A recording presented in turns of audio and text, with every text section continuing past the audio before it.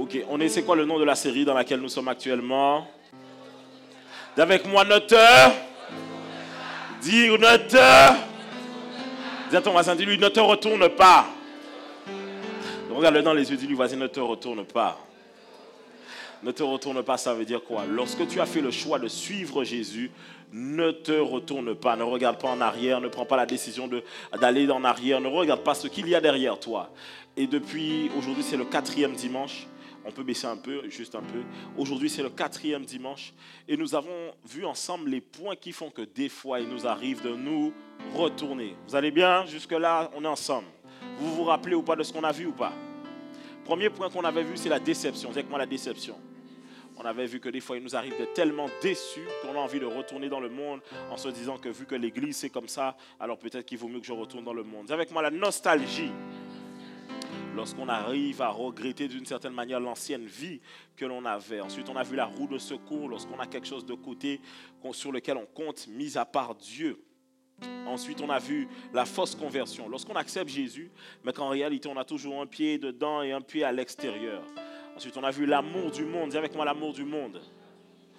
Lorsque tu es à l'église, mais tu as toujours le cœur viré sur les choses du monde, le cœur viré sur les choses que ce monde a te proposées.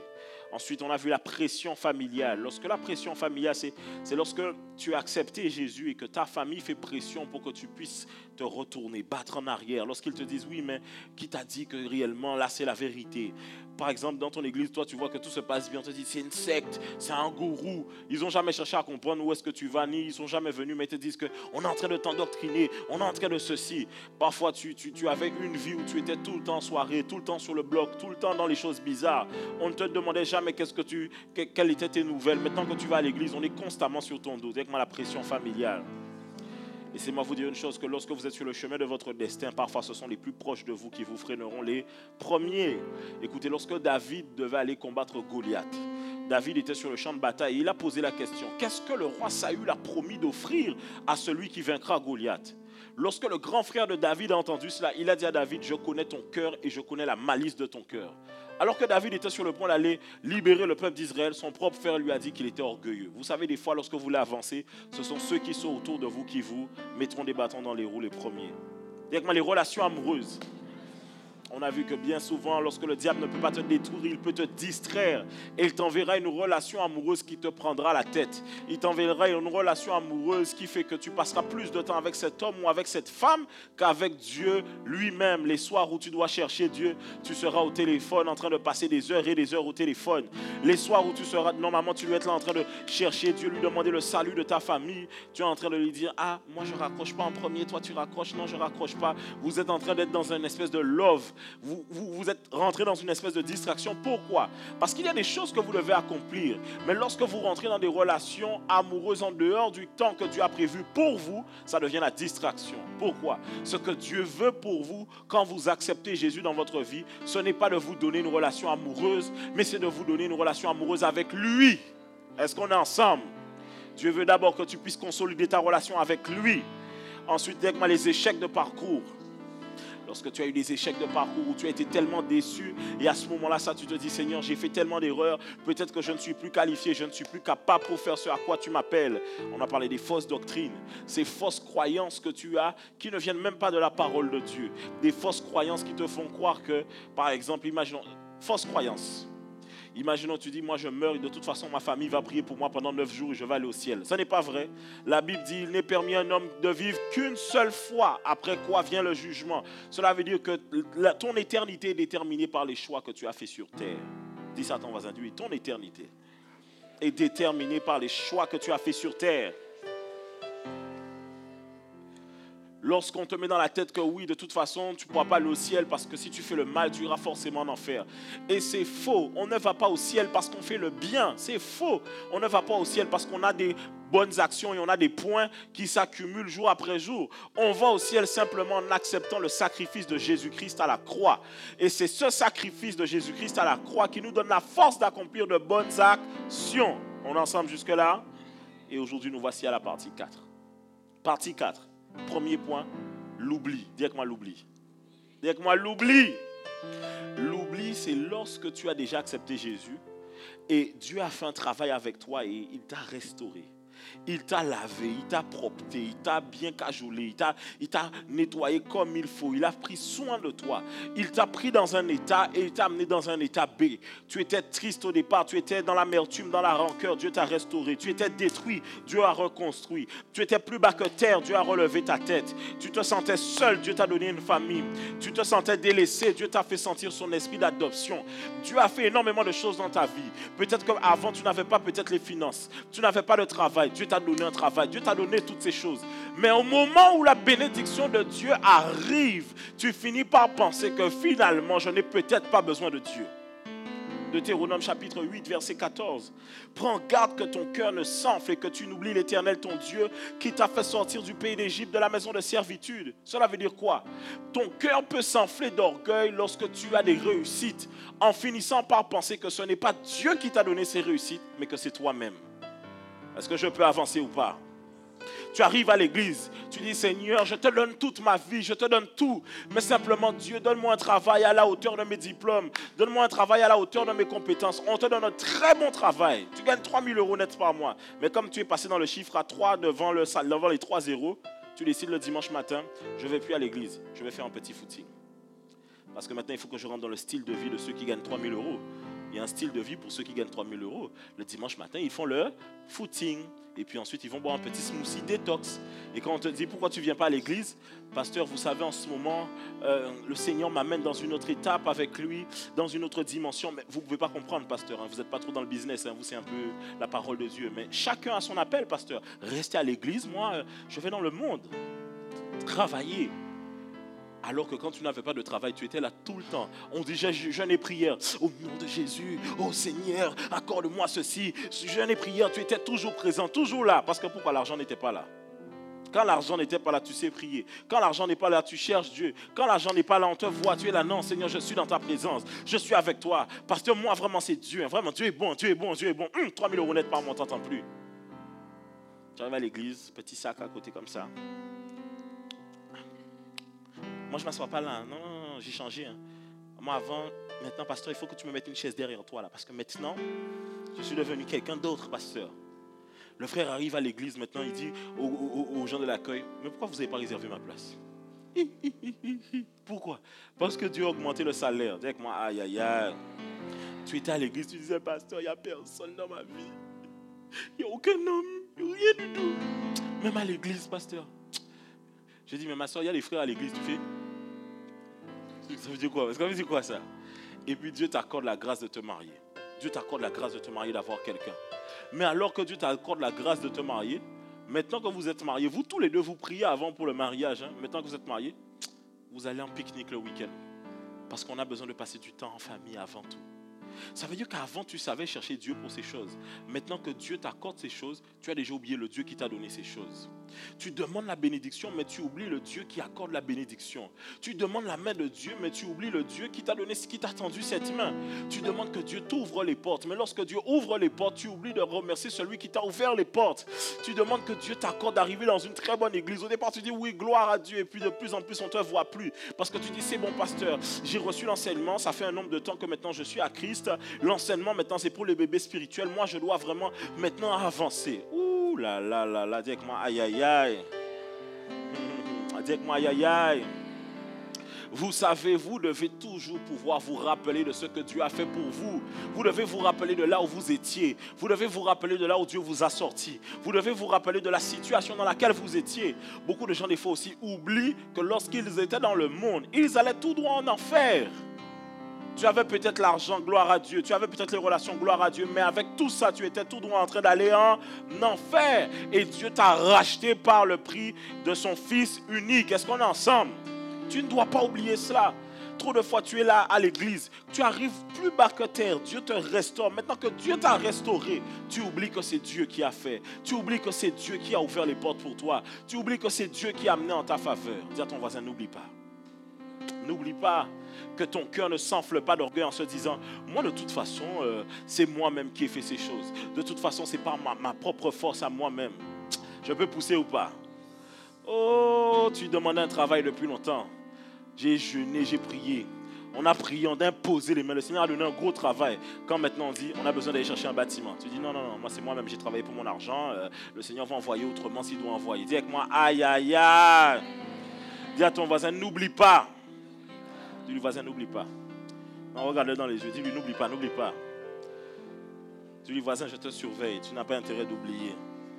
Dis-lui, voisin, je vais me rappeler de comment tu étais au départ. Hein? Je vais me rappeler de comment, de la situation au tout départ. Voisin, n'oublie pas quand tu es arrivé ici, tu pleurais. N'oublie pas que c'est Dieu qui t'a relevé. Ah là là. Des fois, les hommes oublient trop vite. J'ai entendu des gens dire des choses le lundi. Le mardi, changer de discours. Le lundi, dire les choses. Le mardi, changer de discours. Le lundi, tu dis, waouh. Seigneur, franchement, tu dis, waouh, Seigneur, vraiment, pasteur. Le Seigneur, heureusement, qui m'a conduit ici. Vraiment, il a fait de grandes choses pour moi. Il m'a restauré. Le mardi, il n'y a pas l'amour dans l'église. Tu as oublié. Tu as oublié. Dis-moi, tu as oublié. Pasteur, tu ne prends jamais le temps pour nous à l'église. Tu as oublié toutes les fois où je te prenais dans mon bureau. Tu prenais 3 heures de temps à pleurer, à parler tout le temps. Et puis j'étais là avec toi. Où je te parlais. Maintenant, quand tu as grandi, je dois te dire, mais toi aussi, tu as grandi. Montre-moi un peu comment tu grandis. Quand tu as grandi. Pas quand tu n'as pas encore grandi. Tu oublies qu'on t'a accordé la grâce aussi. Tu dis, pasteur, maintenant que les nouveaux sont là, tu prends plus de temps que les nouveaux. Ben, toi aussi, quand tu étais nouveau, j'ai pris du temps avec toi. Tu as aussi oublié ou quoi? Dis-lui, voisin, il faut grandir. Je n'ai pas dit que tu es déjà grand. J'ai dit, il faut grandir. Cela veut dire quoi? Tu ne dois jamais oublier ce qui est fait au départ. Pasteur, tu ne m'as jamais aidé. À chaque fois que j'ai eu besoin de toi, tu ne m'as jamais soutenu. Il faut grandir. Il ne faut pas oublier. N'oublie pas. Parce que moi, je n'oublie pas. Ouh là là, je n'oublie pas. Je n'oublie pas ce que Dieu fait pour moi. Mais dans la vie, moi-même, je n'oublie pas. Quand tu me dis ça, je dis, mais ah bon? Ah, ok, d'accord. Des fois, vous oubliez. Je vais pousser ou pas? Vous priez depuis longtemps pour le mariage. Vous étiez dans le célibat depuis longtemps. Dieu vous accorde quelqu'un. Vous dites, Seigneur, ta grâce, merci Seigneur mon Dieu, parce que tu m'as accordé quelqu'un. Maintenant que quand tu étais là le dimanche, je dis, ok, mon frère, dis-nous ce que tu as à dire sur la sœur. Tu es là, bébé, mon cœur, et toute l'église fait, ouh. Tu dis, quand le soleil s'est éteint le jour d'une éclipse, c'était parce que ta lumière l'a caché. Voilà, waouh. Tu as dit les beaux mots, les jolis mots. Tout le monde à l'église était là. Waouh, quel bel mot. Waouh. C'est une expression, vous aussi, c'est pas une faute. La sœur même, on lui dit, alors dis-nous, qu'est-ce que tu as à nous dire sur le frère? Tu dis, pendant longtemps, le Seigneur m'a dit qu'il m'enverrait un homme. Mais quand il t'a envoyé, il a envoyé mon destin aussi. Tout le monde dit, waouh, il s'aime beaucoup trop. Et puis vous faites des photos, des trucs, des machins. Vous êtes sous les arbres, vous faites des trucs comme ça, vous tenez la main dans la main. Elle fait des photos, elle tient la main, elle fait comme si elle part comme ça. On lui tient la main. Donc là, on fait les trucs. Vous faites les photos, vous mettez sur Instagram. Vous mettez Coupe Goals en mode, ah ouais, le destin. Et puis maintenant, vous faites les lancers d'assiettes dans la maison. Quand on va encore, foutez ma résident. Tu es derrière lui avec un sabot. Oh là, je ne parle pas de quelque chose que vous avez vu. Est-ce qu'on est ensemble ou pas? Le gars disait, je l'aime trop, pasteur. Je lui ai dit, mon frère, tu es sûr que tu l'aimes, pasteur? Je l'aime, il n'y a que elle. Pasteur, il y a écrit moi, elle est là. Chaque fois, il dit, on bien là, il est énervé, moi. Tu as oublié. Tu as oublié tous les soirs où tu pleurais sur ton lit parce que tu n'avais personne. Tu as oublié tous les soirs où tu as prié. Quand maintenant la bénédiction arrive, tu méprises cette bénédiction que Dieu t'a envoyée. Dis-lui, n'oublie pas. Tu sais, hein, la manière dont tu prendras soin des exaucements que Dieu envoie envers toi, c'est la manière dont Dieu continuera à t'exaucer. Ah oui. La manière dont tu prends soin de ce que Dieu t'envoie, il enverra encore ou pas du tout. Dieu, des fois, tu sais pourquoi il ne te donne pas? Il sait que tu ne prendras pas soin. Il te donne un peu et il regarde comment tu prends soin de ce qu'il t'a donné. Il se dit, je vais voir. Souvent, vous savez, j'ai compris ça. Je disais à quelqu'un hier, tu sais, je ne prie plus pour les mêmes sujets autant. J'ai appris à comprendre Dieu. Par exemple, lorsque je prie et que je demande à Dieu quelque chose de nouveau, ça veut dire que j'ai déjà quelque chose, par exemple, je vous donne un exemple, j'ai peut-être déjà un objet et je veux un autre objet comme le même, mais peut-être plus gros, plus grand, je ne sais pas, qui donne plus de confort. J'ai compris que bien souvent, quand Dieu ne me le donne pas tout de suite, c'est parce qu'il veut voir combien je prends soin de ce que j'ai déjà maintenant. Est-ce que vous comprenez ou pas? Ok, tu veux une maison plus grande? Tu veux que Dieu te donne ta maison? Comment tu prends soin de l'appartement qu'il t'a déjà laissé? Ok, tu veux sortir de la maison de tes parents, tu veux toi-même avoir ton appartement? Comment tu prends soin de la chambre que tu as déjà? Comment tu prends soin de ce que tu as déjà là avec toi? Tu veux pouvoir avoir une voiture? Comment tu prends soin de la voiture que tu as déjà maintenant? Est-ce que tu prends soin d'elle? Est-ce que tu la nettoies? Est-ce que tu es vraiment au petit soin avec ce que Dieu t'a donné pour qu'il ait à cœur de pouvoir te donner encore davantage? Est-ce que tu prends soin de la personne avec qui tu es dans les fiançailles pour que Dieu ouvre les portes jusqu'au mariage? Est-ce qu'on est ensemble ou pas? Dieu t'a positionné dans un service. Est-ce que tu fais bien ce que Dieu te donne aujourd'hui pour la prochaine saison? Quand tu vois que Dieu n'ouvre pas une porte tout de suite, il veut que tu apprennes à prendre soin de ce que tu as déjà maintenant. Quand ton voisin, n'oublie pas. Le deuxième point, c'est l'orgueil. Dis avec moi, l'orgueil. L'orgueil, c'est quand, dans le sens où l'orgueil qui t'amène à te retourner, c'est parfois tu es ici à l'église et tu as des requêtes. Tu es dans la vie chrétienne, tu as des prières, tu as des sujets que tu demandes à Dieu, Seigneur, accomplis. Et vous savez, des fois, Dieu dit, non. Seigneur, s'il te plaît, accorde-moi ceci. Dieu va te répondre des fois, non. Seigneur, s'il te plaît, fais ceci en ma faveur. Dieu va te dire des fois, non. Parfois, Dieu va te répondre non. Et simplement parce que Dieu t'a dit non, tu décides de faire marche arrière. Histoire. Je me rappelle d'un frère, il a abandonné la foi. Pourquoi? Parce que Dieu n'a pas changé le cœur de sa compagne. Donc, qui dit compagne, il n'était pas marié, mais ils vivaient ensemble. Ce n'est pas Dieu qui l'a consulté pour savoir s'il devait être avec cette fille, mais il faisait le reproche à Dieu de ne pas avoir changé le cœur de la personne avec qui il était. Mais si ce n'est pas Dieu qui t'a conduit jusqu'à cette personne, tu ne peux pas faire le reproche à Dieu si Dieu ne touche pas le cœur de cette personne. Et d'ailleurs, même si Dieu ne fait pas quelque chose que tu veux dans ta vie, c'est toi qui vas faire des reproches à Dieu.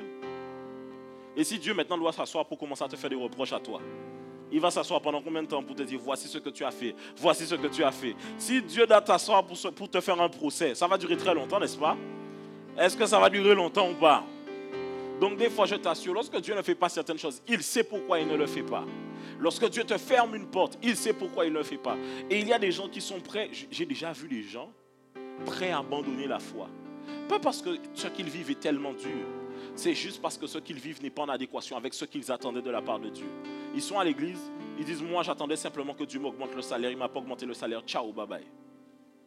Moi j'attendais que Dieu change le cœur de mon mari, il n'a pas changé le cœur de mon mari, ciao, bye bye, je retourne dans le monde. Mais normal, tu as envie de l'expliquer, mais par exemple, vous savez qu'il y a des gens, je vais vous donner un exemple. Il attrape un problème la veille, par exemple avec sa femme. Demain, il a un entretien d'embauche. Parce qu'il attrape un problème, il est capable de dire, je ne vais pas à l'entretien d'embauche. Tu essaies de lui dire, mais c'est pas parce que tu as un problème la veille que tu ne vas pas aller à l'entretien d'embauche. Il te dit, ah non, c'est bon, c'est comme ça. Vous avez déjà rencontré des gens comme ça ou pas? L'orgueil. Il n'y a aucun lien entre le problème que tu as eu avant et pourquoi tu ne vas pas à l'entretien d'embauche. Mais juste parce qu'il y avait des choses qui se sont passées qui n'étaient pas dans ton sens, tu dis, alors je ne vais pas avancer. Avec moi, l'orgueil. Vous savez, j'ai remarqué que souvent les gens, quand ils viennent à l'église, ils veulent que les choses se fassent comme ils veulent. Quand les gens veulent certaines choses, ils veulent que ça aille dans leur sens à eux. Et un jour, je me rappelle, je parlais avec quelqu'un, la personne me disait, pasteur, j'ai un proche de ma famille qui veut te rencontrer. Je lui dis, comme ton proche n'est pas encore chrétien, écoute, ce qui serait bien, c'est qu'elle vienne à l'église et qu'ensuite je puisse la rencontrer. La personne m'a dit, pasteur, tu sais, elle est quand même difficile, je pense que ce serait mieux que tu la vois juste, elle vient à la fin du culte. Parce que quand même, pasteur, il faut un peu l'arranger. Je lui dis, donc tu réfléchis à arranger ton proche, mais pas moi m'arranger? Vous voulez que je pousse ou pas? Je vous donne un exemple. C'est souvent le point que je donne à plusieurs personnes sur le mariage. Plusieurs personnes, quand ils viennent voir... Non, il faut que je peux parler de ça. Plusieurs personnes, quand ils viennent voir l'église pour le mariage, ils viennent imposer leur date à l'église. Pasteur, on veut se marier à telle date. Qui t'a dit que je suis disponible? Attends, ici, je n'ai pas envie.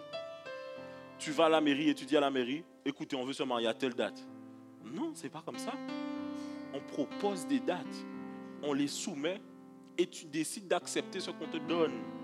Mais il y a des gens, ils vont être frustrés parce qu'on n'a pas fait ce qu'eux, ils voulaient. Et des fois, je vous assure, souvent quand je vois ça, je dis, vous voyez, je vais vous dire une chose simple.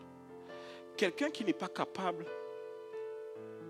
d'accepter ce qu'il ne veut pas qu'on lui offre, simplement parce qu'il a... Vous savez, il faut faire attention à l'envie. Dis avec moi, il faut faire attention à l'envie. Dans la vie, on ne fait pas toujours les choses par envie. Vous voulez que je vous parle ou pas? Ce matin, je n'avais pas envie de prêcher. Eh oui. Il y a des matins, je me réveille, je n'ai pas envie de prêcher.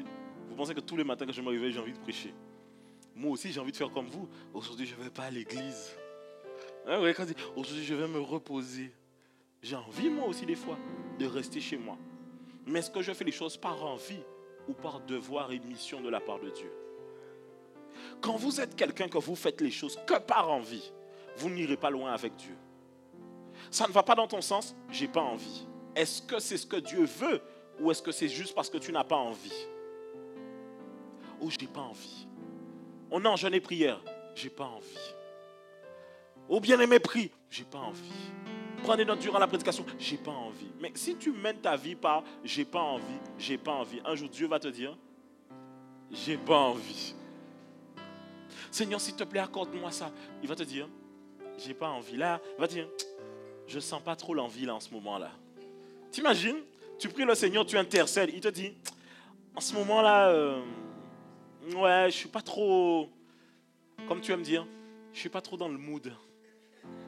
Donc tu pries le Seigneur et te dit, je ne suis pas dans le mood actuellement. Dis à ton voisin, arrête de faire les choses par envie. Oh là là là là. Là, je sais que ce sont les points où les gens n'aiment pas trop. Vous savez, on n'a pas tout le temps envie de faire du sport, mais est-ce qu'il faut faire du sport? Ah, vous voyez ou pas? Tu fais le sport, tu es gris quand tu le fais. Mais tu sais qu'il faut que tu le fasses. Le moment où tu arrives au point où tu aimes le faire, c'est parce qu'à force de le pratiquer, on dit que quand tu fais quelque chose pendant 21 jours, ça devient une habitude. On n'a tous pas envie de manger des légumes, de manger de la salade. Qui, quand il est là, il se dit waouh, ah ouais, tu manges un légume là, maman. Pouh, ah, un aubergine là, bien taillé, ah ouais, ouh, une petite sauce allégée, ah ouais, la carotte confit, ah ouais.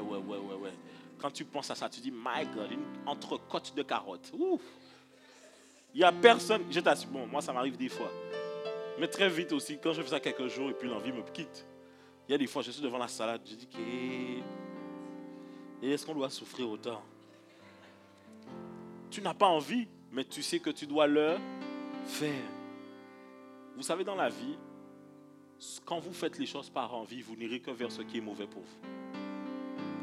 On a beaucoup envie de manger les fast-food. Beaucoup envie de manger les pizzas, beaucoup envie de manger les bouquites, beaucoup envie de ne pas faire de sport, beaucoup envie. Qui aimerait ne plus aller travailler, toucher son salaire? Vous voyez? Si vous vous mettez à la maison et puis les 31, tu dis, oh, pou, l'argent a tombé où? Ouais. Bon, bébé, amène-moi à manger. Ah, hein? Tu aurais aimé une vie comme ça. Hein? Des fois, tu n'as pas envie d'aller déposer tes enfants à l'école. Que tu dis, je vais aller à l'école. Oh, fatigué, je ne vais pas me marcher. Mais qu'est-ce que tu fais? Tu vas quand même, parce que tu sais que c'est un devoir. Ça veut dire quoi? Il y a des choses, ce sont des principes. Ça n'a rien à voir avec ce que je ressens. Je dois les appliquer. Mais je t'assure, je vais te choquer. Si à l'heure d'aujourd'hui, tu fais encore les choses parce que tu as envie, c'est parce que tu es encore un enfant.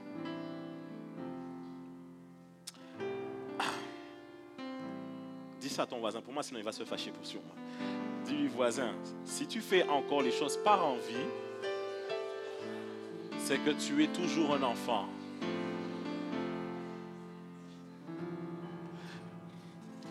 Je disais, on parlait dernièrement, je parlais avec ma famille, je disais, vous savez, les fois on ne se rend pas compte, hein, mais on agit comme des enfants. Par exemple, je disais, mais tu vois par exemple quelqu'un que quand il est fâché, il ne dit pas bonjour aux gens, il boude les gens.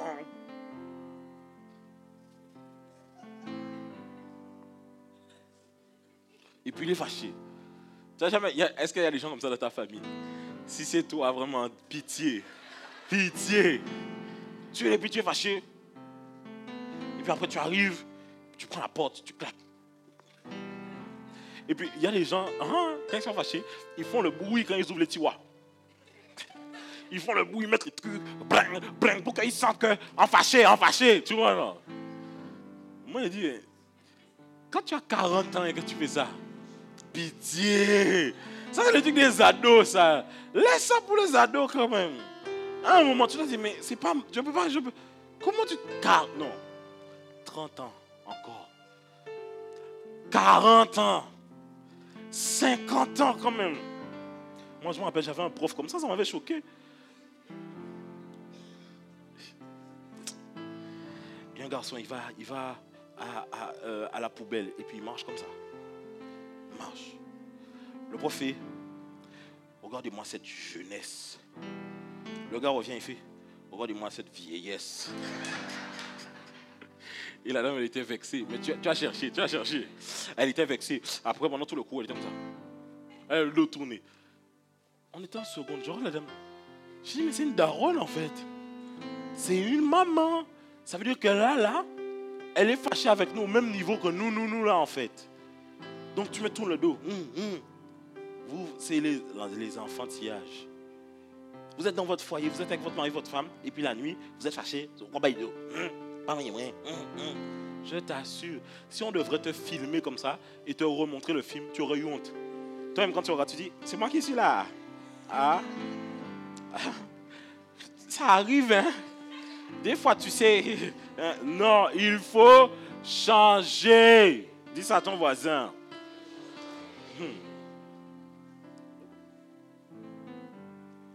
Vous savez,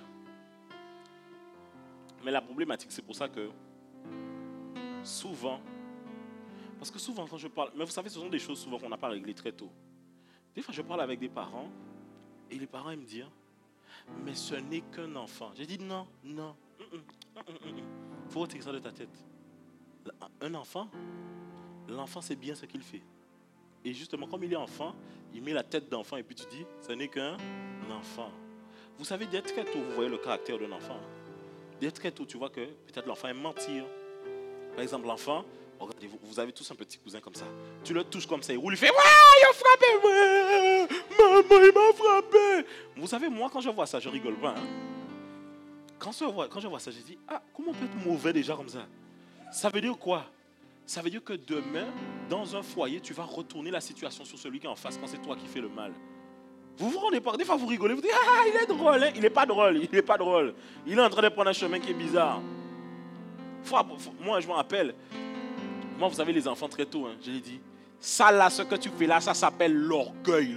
Tu connais l'orgueil? Et puis je prends la définition avec eux. L'orgueil, ils ne comprennent pas, je dis, c'est quand ça t'étrangle dans ta gorge là. Tu vois, non, quand ça t'étrangle. L'enfant commence à comprendre, ah ok, pourquoi? C'est un enfant. Non, la route que vous lui laissez là, c'est celle-ci qu'il va emprunter. Quand vous voyez l'enfant qui peut être capable de mentir sur son frère ou sur sa soeur, vous dites rien. Mais en fait, il va faire ça toute sa vie. Quand vous voyez votre enfant mentir comme ça, vous êtes en train de laisser... là, il va gâter son foyer. Vous devez réfléchir au fait qu'il va devoir se marier demain. Il va devoir fonder une famille. Il va peut-être frustrer ses propres enfants demain. Pourquoi? Parce que vous le laissez aller à tous ses penchants et toutes ses passions. Est-ce qu'on est ensemble ou pas? Vous savez, quand vous voyez quelqu'un faire quelque chose qu'il fait là, aujourd'hui, c'est parce que ça fait longtemps qu'il faisait cela.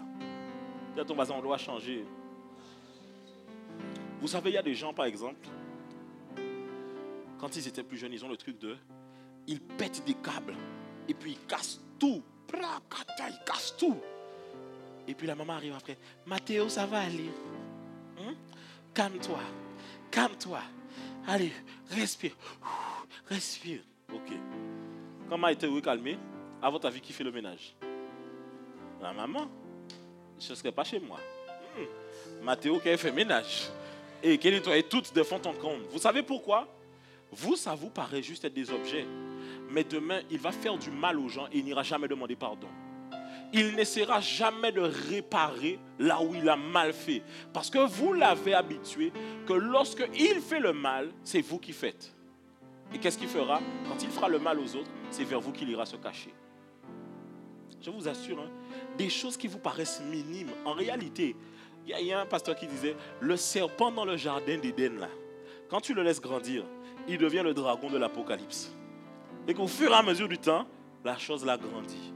Dès très tôt, quand tu vois ton enfant qu'il a un vice bizarre, il faut rectifier ça. L'enfant a fait quelque chose, il sait qu'il a mal fait, mais il ne veut pas avouer. Il faut lui dire, non mon ami, tu dois apprendre à rectifier ça. L'enfant ne veut pas partager, il faut lui dire, non, il faut que tu apprennes à rectifier ça. Parce que souvent, quand les gens, vous savez, l'orgueil comme ça, c'est parce qu'on n'a pas voulu les brusquer. Maintenant, l'amour, c'est aussi la justice. Amen. On peut avancer. Le point là, il est très délicat. C'est ce que j'ai appelé la fausse frustration. Vous voulez que je vous explique c'est quoi la fausse frustration? Avec moi, explique-moi, pasteur. Non, tu ne m'as pas assez bien demandé. Oh, tu es sûr? Oh, je vais te répondre. La fausse frustration, vraiment, c'est quelque chose de très technique. En fait, c'est quelqu'un qui est à l'église, mais ça fait longtemps qu'il veut retourner dans le monde. À chaque fois qu'il voit des veillées de prière, en même temps, il y a un festival qui se donne quelque part. Il a mal au cœur. Il dit, tu vois maintenant, je suis devenu chrétienne, je suis devenu chrétien. J'aurais tellement aimé faire ça. Il se dit que wow, j'aurais vraiment aimé. En fait, il a envie de retourner dans le monde depuis longtemps. Mais il n'a aucune occasion. Et donc, il attend que dans l'église, quelqu'un lui fasse du mal. Même le mal le plus minime. Et il ira dire, il n'y a pas l'amour dans l'église. Je pars. Tu dis, mais mon frère, mais pourquoi tu t'emportes comme ça? Non, c'est bon. À chaque fois, il commence à, il ouvre, il déballe un truc. En fait, il avait déjà pris son ticket pour le festival le soir. Et donc, il a juste saisi une occasion pour dire que je vais quitter maintenant la foi. Vous savez, il y a des gens, ils n'ont pas le courage. C'est un courage quand même pour retourner dans le monde. Là, il faut un courage. Mais ils n'ont pas le courage. Donc, qu'est-ce qu'ils font? Ils attendent qu'en face d'eux, il y ait une erreur pour justifier leur retour dans le monde. Le pasteur te dit un truc, ça n'a rien de grave. Le pasteur l'a dit, ça, c'est fini. Et puis tout est un ressassa. Moi, j'étais à l'église. On m'a dit, ce n'est pas vrai. Tu voulais juste revenir dans le monde. Il y a d'autres gens qui ont vécu des fois pire que toi. Ils sont encore restés. C'est que juste toi, tu as trouvé la bonne occasion pour dire que, allez, c'est parti, je m'en vais. Il y a des gens comme ça dans le mariage. Tous les soirs, quand ils s'endorment, ils regardent la personne à côté d'eux.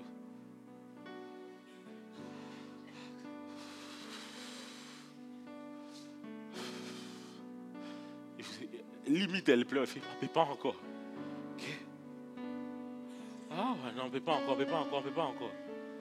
Le gars, même quand il se réveille la nuit, il entend sa femme en fait. Il fait aïe. Il dit Seigneur. Et donc il est là, ils sont là. Ils se font du bien dans la maison, mais l'un et l'autre attendent le moment où il y a une erreur. Et les femmes ont une stratégie. Vous savez ce qu'elles font?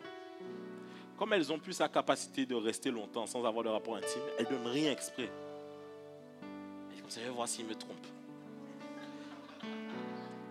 Comme ça, s'il me trompe, il trompait moi. On ne fait pas encore. Ça fait longtemps que tu ne voulais pas. Tu as juste attendu une occasion. Tu as poussé le truc. Vas-y, allez. Peut-être que le gars avant, il allait juste voir les amis. Tu vas encore voir qui cette fois-ci encore? Le gars se dit, mais de quoi elle parle? Tu lui mets les idées dans la tête. Le gars même se dit, mais elle n'est pas bien ou quoi? Le gars lui-même aussi, c'est pareil. Il arrive. Vous savez, les humains, ils sont mauvais des fois. Le gars, par exemple, se dit, ce soir-là, Brianette, maman, rendez-vous. Mais Charlotte qui prend tête en main. Ouais, quand ils vont bien, il s'assoit à table. Il mange, il fait, vous êtes tué, moi. Mangez là, pas bon. Vous êtes tué, moi. Chaque fois qu'on mange là, pas bon. Chaque fois, il commence à déballer des trucs. Chaque fois, en fait, son plan qui est en train d'arriver. Brianette l'attend déjà quelque part. Il dit non, c'est bon. On soit là, on part dormir ici. Et puis il part comme ça. Et elle reste à la maison. Elle se dit, mais qu'est-ce que j'ai fait? Peut-être que le repas. Non, il avait juste envie de partir. C'est juste un plan qu'il a trouvé. Et il y a des fois des gens qui font ça à l'église. Tu vois qu'ils sont là. Mais ça les gratte. Ils se disent, aïe, aïe, aïe, aïe, quelle est l'opportunité que j'aurai là, un moment pour partir. Si par exemple, regardez, vous savez, il y a des gens, je vous donne un exemple. Moi, je ne crois pas qu'un chrétien abandonne la foi parce que son pasteur est tombé dans le scandale. Parce que ton pasteur tombe dans le scandale, tu abandonnes la foi. Donc ta foi était basée sur celle de ton pasteur. Il y a des gens, quand le pasteur, ils apprennent peut-être le pasteur est tombé. Le pasteur est tombé, ils ne sont plus là. Ils disent, mais si même lui, il fait. Non, c'est juste que ça fait longtemps que tu voulais faire et le pasteur t'a donné le courage d'aller faire. Il y a comment les fausses frustrations. Et quand c'est comme ça, c'est dommage. Parce que pour pouvoir avoir une repentance, il faut reconnaître qu'au fond, ça fait longtemps que je voulais aller dans le monde. Quand tu sens que tu es à l'église, mais ça fait longtemps que tu dis que peut-être que tu dois demander à Dieu pardon. Il dit, Seigneur, effectivement, je me suis refroidi. Parce que ça vient toujours par le refroidissement. Je me rappelle une histoire, c'était il y a longtemps, il y a près de 10 ans. Moi, j'étais quelqu'un de très sanguin. Et vous voyez, quand j'allais vers les gens, vous voyez, j'étais vraiment très jovial et tout. Et il y avait un frère que des fois, quand je le voyais, j'allais vers lui. J'étais très, très, très, très jovial avec lui. Et une fois, je devais aller le récupérer chez lui. Et quand je suis arrivé, j'ai crié son nom. Il est entré dans un immeuble. Et il est descendu. Et puis après, j'ai vu que le frère ne venait plus à l'église. J'ai dit, mais pourquoi le frère ne vient plus à l'église Vous savez qu'est-ce qu'on m'a répondu? C'est à cause de moi. Parce que la dernière fois où je suis venu, j'ai crié son nom trop fort en bas du bâtiment. Je me suis assis. Je vous parle d'une histoire vraie. Je suis pas en train de la raconter. Vous voyez votre incompréhension? Depuis 10 ans, j'ai la même incompréhension. C'est-à-dire que je me suis assis et j'ai dit non. Il avait envie d'aller dans le monde depuis longtemps. Et ce que j'ai fait lui a donné, il cherchait juste une occasion pour dire que voici ce qu'on me fait à l'église. Est-ce que vous comprenez ou pas? Vous devez être vrai avec vous-même. Des fois, vous devez savoir dire, pasteur, effectivement, en ce moment-là, j'ai pris un coup de froid. Mais je veux pouvoir reprendre avec Dieu. Vous devez être vrai avec Dieu et ne pas jouer au faux semblant. Amen. Le dernier point que j'aimerais voir avec vous s'appelle l'excès de confiance. Dites-moi l'excès de confiance. 1 Corinthiens 10, 12. Ainsi donc que celui qui croit être debout prenne garde de tomber. Dites-moi, celui qui croit être debout prenne garde de tomber. Prends garde à tomber. Prends garde à tomber. Dis à ton voisin, prends garde. Tu vas au cinéma avec la sœur. Pourquoi vous allez au fond de la salle, là où il fait le plus noir, dans le coin, là où personne ne vous voit? Et pourquoi non, on voit bien partout dans le cinéma. Pourquoi c'est dans le coin? C'est-à-dire qu'on rentre dans la salle, il y a un coin là-bas, là. Et vous arrivez tôt, exprès pour prendre le coin là-bas, là. Et c'est là que vous passez la séance. Et puis vous ne prenez pas un film qui dure 1h30, il faut qu'il dure 2h40. Tu vas sur monsieur rien, c'est pas parce que voilà, on est des adultes. Non. Tout le monde pêche, tout le monde. Ne te fais pas confiance à toi-même. Tu es là avec... Moi, je me rappelle des moments, avant mon mariage, il y a des jours où tu te lèves, tu sens que l'esprit est bien disposé. La chair est faible. Ma femme me dit, bon, je passe t'apporter quelque chose tout à l'heure. J'ai dit, ne viens pas. Non, j'ai dit, ne viens pas. Elle me dit, comment ça? J'ai dit, pas vine, viens pas. Parce qu'aujourd'hui, là, si j'ouvre la porte et puis tu es... Non, là, je sais que c'est terminé. C'est terminé, non, la sainteté, on balance ça à la fenêtre, ça sert plus à... Non, que là, ça sert à rien. Pourquoi? Je ne me fais pas confiance. Tu te fais confiance? Tu sais que quand on arrive là-bas, c'est quand on est dedans qu'on se rend compte qu'on est dedans. C'est que, hey! Bon, on est déjà dedans, allons-y. Ne te fais pas confiance. Tu as un frère, tu as une soeur, vous êtes là, un frère et une soeur, vous vous fréquentez. Tu dis, ouais, je sens qu'en ce moment, on doit prier. Prie au téléphone. Pourquoi tu veux prier, qu'elle vienne prier chez toi ou que le frère vienne prier chez toi? Tu dis, non, parce qu'il y a des esprits un peu dans la maison. Il a chassé l'esprit du salon, l'esprit de la cuisine, l'esprit du balcon. Il a tout chassé. Il est la rakatototosikité. Je chasse maintenant les esprits de cette maison. Au nord, du sud, de l'est, de l'ouest. La soeur fait je sens une présence. Par là. Par là. Ma soeur, c'est où? La chambre. Ouh. Mon frère, quand elle fait la chambre comme ça, tu dis, c'est toi au nom de Jésus. Tu lui imposes les mains. Tu lui dis, esprit mauvais, te chasse. Pourquoi dans la chambre comme par hasard? Et puis quand elle arrive dans la chambre, je t'assure, vous voulez que je vous raconte une histoire ou pas? Écoutez, histoire vraie. En Afrique, retraite et tout. Les gens sont en train de prier à la montagne. Les gens sont en train de prier. Ils prient à la montagne. Et puis à un moment, les gens manifestent. Brakata. Et là, il y a une soeur qui manifeste. Le frère est là. Au nom de Jésus. Tu vois la tête qui... Au nom de Jésus. La tête penche comme ça. Le gars tient le cou. Et puis à un moment, l'esprit se manifeste. L'esprit court dehors comme ça. Le gars dit, esprit, viens ici. Il suit la soeur. Et puis il fait la délivrance. Et puis à un moment, il y avait d'autres délivrances dans la salle. Les gens sont à terre. Tout est en train de se passer. On est en train de chasser les esprits. À un moment, on se dit, où est le frère untel? Les gens cherchent. Frère untel? Frère untel était avec soeur untel dans le buisson. Et quand maintenant on s'assoit, on pose la question, frère, mais tu es frère de l'intercession. Qu'est-ce qui s'est passé? Vous voulez savoir qu'est-ce qui s'est passé? L'esprit a couru, a amené le gars dans un coin où il n'y a personne qui voit. Quand le gars est bien arrivé, la soeur, l'esprit a pris la soeur, a mis la soeur sur le dos, elle a ouvert les jambes. Tac! Au moment là, mon ami, tu as 2 secondes pour choisir. Si tu laisses 3 secondes arriver, tu es déjà tombé. Tu as que 2 secondes. Quand ça fait tac, tu fais hey, Jésus. Si ça fait tac et puis tu fais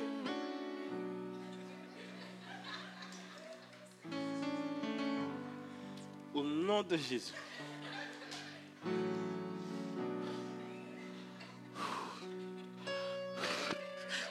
C'est comme ça que ça se termine. Pourquoi? Dès que mon ami, vous savez les esprits ils savent. Hein? Je te dis en plus, vous savez comme ça en Afrique, des fois on aime dire aux gens non pas les pantalons, donc la soeur est avec la robe. Quand la soeur a ouvert devant le gars, clac, c'était terminé. L'esprit vous savez les esprits connaissent ça bien. Hein? Et l'esprit lui dit, mais viens.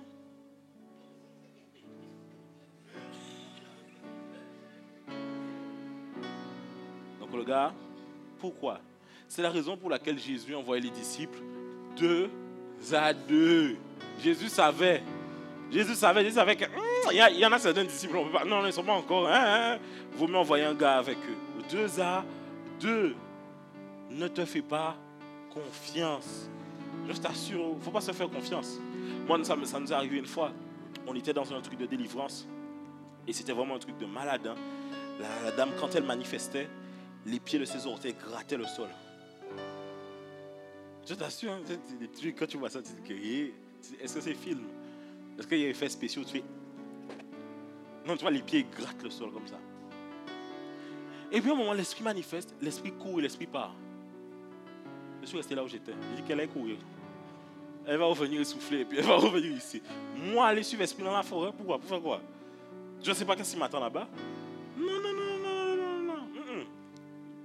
Toi, il ne faut pas vous faire confiance. Hein. Faut pas du tout. Jamais. Même je vous assure, hein, dans les entretiens, des choses comme ça, un pasteur ne doit pas se faire confiance à lui-même. Jamais. Tu te fais confiance à toi-même. Tu sais jamais à quel moment une femme rentre et c'est pas une sœur. Elle est venue avec une mission. Il y a un pasteur qui racontait ça. Il dit qu'il est dans son bureau et il y a une sœur qui rentre. Quand la sœur rentre dans le bureau, tac, une présence impure est dans son bureau et tout le corps du pasteur commence à réagir. Vous savez, ces esprits, ils n'ont pas besoin de plus. Juste que vous sentez leur présence, tout votre corps répond à ça. Le gars commence à parler en langue. Il parle en langue. Il a celui qui raconte plein d'histoires. Il parle. Et puis au moment là, ça fait, bon, comme je vois que tu ne veux pas de moi, je m'en vais. Alors qu'elle parlait de quelque chose qui n'avait rien à voir avec ça. Et elle se lève et elle part. Un agent du diable envoyé. On ne se fait pas confiance. C'est-à-dire qu'on ne fait pas confiance. Souvent, quand je parle avec plusieurs personnes, elles me disent, pasteur, moi j'ai décidé de laisser mon ex tomber. Vraiment, c'est fini. Mais quand il viendra, il ne viendra pas pour te proposer tout de suite. Il viendra toujours avec quelque chose de légitime. En te disant, ouais, mais tu sais, je pense à toi en ce moment. Tu es la seule personne qui m'a toujours compris. Il y a beaucoup de femmes, mais elles ne m'ont jamais discerné qui est-ce que j'étais vraiment. Tu sais, il y a beaucoup de gens qui me connaissent, mais toi, tu me connais vraiment mieux que les autres. Après, il va utiliser l'argument de taille. À part ma mère, il n'y a que toi qui es au courant. Hey! Quand il dit ça là, tu dis, ah ouais, si c'est à part sa mère, c'est que vraiment, waouh. Et là, c'est comme ça là qu'il arrive à prendre ton cœur. Et tu sais, hein, quand il vient, il dit, voilà, en plus je sais que tu as Dieu dans ta vie. Vraiment, j'aimerais que vraiment on puisse parler ensemble. Et puis il pleure. Et puis quand il pleure, tu le prends dans tes bras. Quand tu le prends dans tes bras, c'est fini, c'est fini, c'est fini, c'est fini. Emballez les rideaux, on se revoit demain matin. C'est terminé. Ah là là, dis avec moi, l'excès de confiance. Vous savez, vous devez faire confiance à Dieu. Le développement personnel te dit, you got to trust in you. You got power in you. Et toi tu fais, yeah, yeah. Non, c'est pas vrai. C'est pas vrai. You got to trust in God in you. Tu dois faire confiance à Dieu en toi, pas en toi-même. La Bible dit, nous en nous-mêmes l'espérance de la gloire. Non, la Bible dit, Christ en nous l'espérance de la gloire. Tu dois faire confiance à Dieu à l'intérieur de toi, pas à toi-même. Pas à toi-même. Dis à ton voisin, ne te fais pas confiance à toi-même. Tu as un problème avec l'alcool et ta famille t'invite à un déjeuner champêtre. Tu sais comment ça se passe au déjeuner champêtre familial. Et puis ton oncle arrive. Oh, qu'est-ce que dit là? Ou pas bon feu là? Ou pas bon feu? Bon, mais après parce que vous voyez l'église, vous ne pouvez pas prendre feu. Et tu dis, c'est vrai quand même. Mais le feu est tellement bon. Tu fais, c'est la douce, en affaire. Tu commences à regarder la table où il y a les bouteilles. Tu te lèves, tu danses, mais plus tu danses, plus tu vas vers la table. Et puis tu restes près de la table. Et puis quelqu'un arrive, ou pas pour habiter encore. Bon, vu qu'on va demander, mais toi-même tu voulais depuis longtemps. Si tu sais ça, il faut fuir. Je t'assure, il faut fuir. Il faut fuir. Je me rappelle, j'avais déjà raconté ça, mais c'était il y a 2 semaines, 2-3 semaines. J'ai célébré un mariage et c'était cocktail à volonté. J'ai enchaîné les Virgin Mojito, je crois que j'ai bu 5 ou 6. Un Virgin s'il vous plaît, un Virgin. Ah, je buvais. Et puis je vais pour prendre un autre. Et les gars qui sont avec moi me disent, mais attends pasteur, tu prends pas un truc, prends une coupe de champagne, un machin. Moi? Pourquoi après le mariage, après l'avoir célébré, vous voulez dire que le pasteur doit réaccepter Jésus dans sa vie? Et jamais, si. Je ne me fais pas confiance à moi-même. Parce que la première coupe, tu la prends. Mais imagine, comme ça fait longtemps que tu n'as pas bu l'alcool, ça te tient tellement. Là, c'est fini. La parole de Dieu, c'est en réalité. En réalité, ma soeur. Mais la Bible disait qu'il fallait boire le vin pour se laver l'estomac. Vous n'avez pas du vin? Et là, tu commences à boire.